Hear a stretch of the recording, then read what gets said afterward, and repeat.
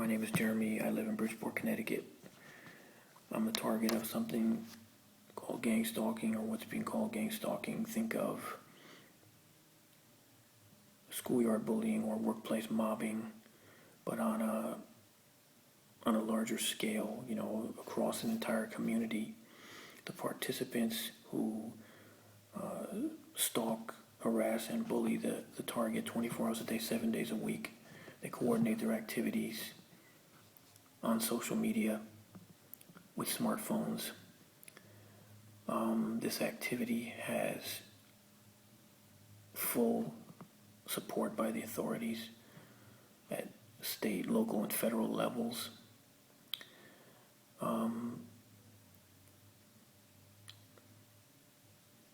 The community has also been given access to technology such as remote neural monitoring, which is not even publicly known yet, and being able to read someone's emotional, physiological states, as you can imagine, can really it opens up a whole new frontier in bullying.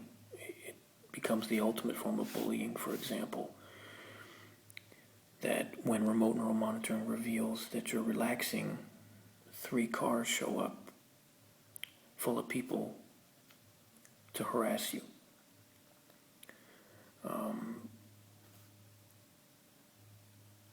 Things have been really rough for me lately. Since about March 19th, they've really been intensifying their efforts. I don't know what the reason for that is.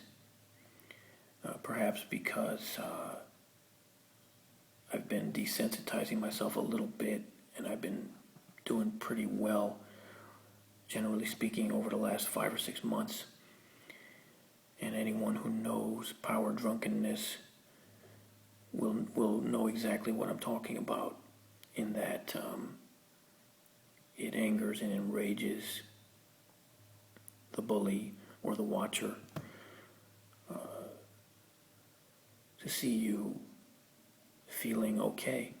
They've immediately got to, because that's going to be a threat to their power, they lose the feeling of dominance that they have over you, and they've got to immediately take action to reestablish it. It becomes like an obsession, a sickness with these people. That's just one idea I have as to why it's happening, but it's pretty rough going. Since March 19th, it's been steadily rolling, almost like a snowball, increasing every week, and the last 2 weeks in particular have been some of the worst that I've ever experienced these long years.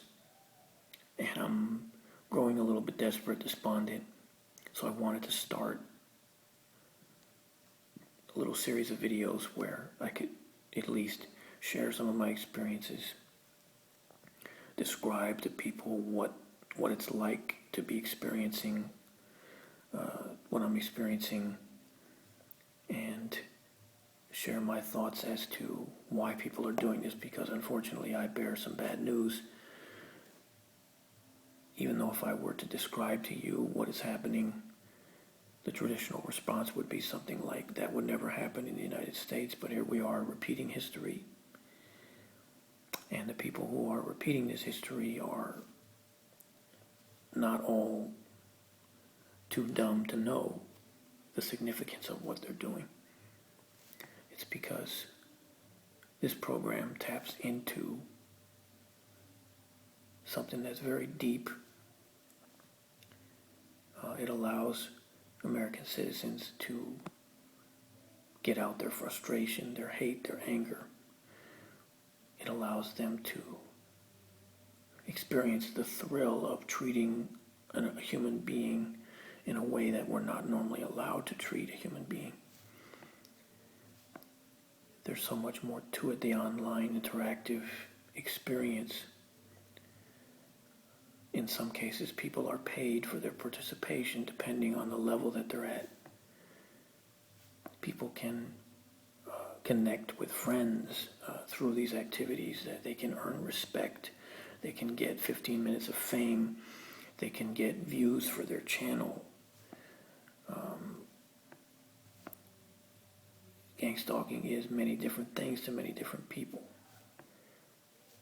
The target is and becomes a living, breathing human resource which can be used to exercise control or influence over the local community.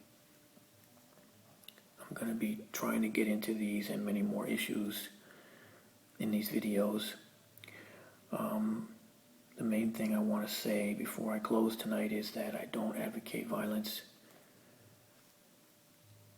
or any kind of armed rebellion. I want to resolve this matter peacefully. I want to see the people who are responsible, even though it seems like a long shot at this point, based on the way that I see people embracing this thing, as if it's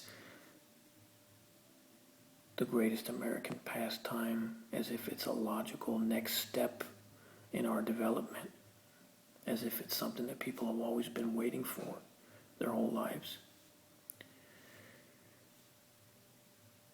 As if it was always meant to be that way. Television, the cell phone, gangs of Americans hunting down other Americans for sport.